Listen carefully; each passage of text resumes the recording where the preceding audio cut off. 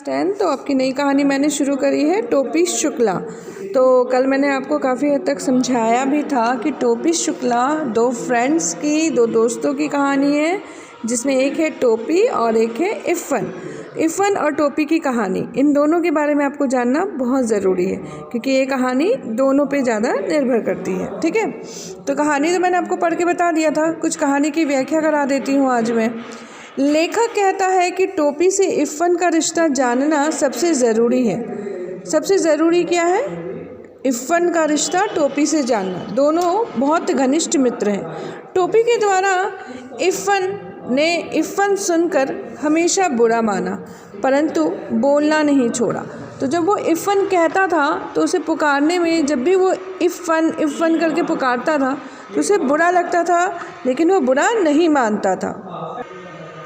क्योंकि जब हम बोलते हैं ना, तो हम कई जगहों में ये जो नुक्ता है ना, छोटे बच्चे नहीं बोल पाते हैं।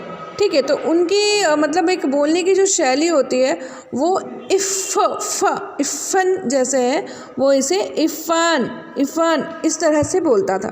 परंतु इस बात से कभी भी टोपी जो है बोलता था तो कभी भी इफ़न जो है उससे नाराज़ नहीं होता था। ठीक है, दोनों ही नाम हिंदू के हैं, यानी हिंदवी की उपज है, उर्दू भी और हिंदी भी, परंतु एक मुसलमानी तथा दूसरा हिंदू।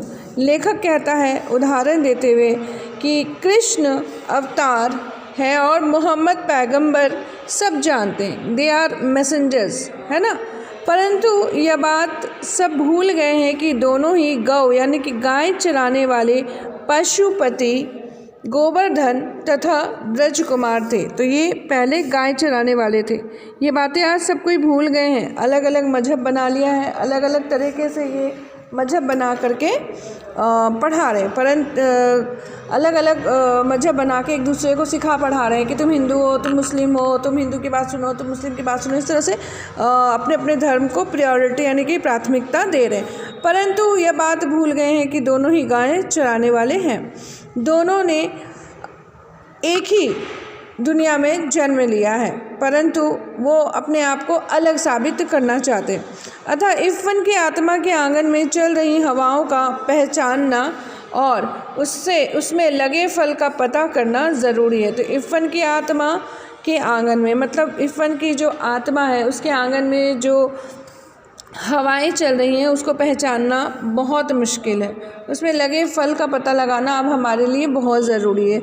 इनकी जो दोस्ती है वो हमें जानना बहुत ज़रूरी है। ठीक है, ये कहानी क्या है मैंने आपको पाठ का परिचय में भी कल समझा दिया था कि इस कहानी में दो बच्चों की बातें हो रही हैं, टोपी और इफ़न।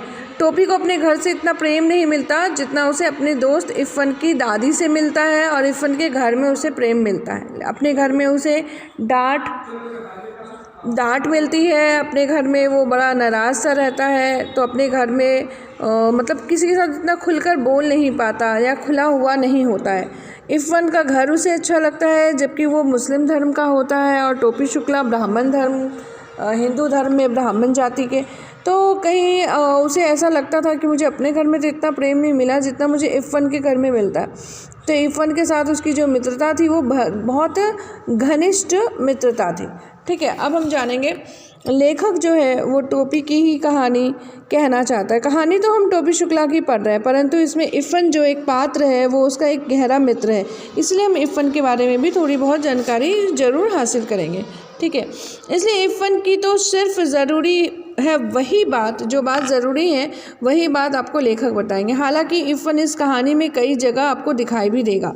लेखक कहता है कि ये एक दूसरे के बिना भी आज़ाद है, दोनों का विकास, घरेलू परंपराएं भी अलग अलग है, दोनों एक दूसरे के ख्यालात से बिल्कुल अलग, परंपराओं से बिल्कुल अलग, एक दूसरे के बिना बिल्कुल आज़ाद रहते हैं, और दोनों का विकास अलग घर में अलग परंपरा के साथ ये लोग पले बढ़े। परंतु आज़ाद होकर के भी इफ़न टोपी की कहानी का अटूट हिस्सा है, परंतु आज़ाद होने के बाद भी इफ़न की कहानी टोपी की कहानी का इफ़न जो है वो एक अटूट हिस्सा है, क्योंकि इनकी जो दोस्ती है वो धर्म और जाति से कहीं ऊपर जाकर है और इनकी जो मित्रता है वो एक दूसरे को बहुत दूर तक बांधे हुए। तो टोपी शुक्ला की कहानी में जहाँ तक इफ़न का कैरेक्टर है वहीं तक इस कहानी में दिखाया गया है। इसके बाद ये नहीं बताया गया, क्योंकि इफ़न और टोपी जो है उस कहानी में अलग हो जाते हैं। ठीक है, अब आगे की कहानी मैं आपको अगले वीडियो में कराऊंगी।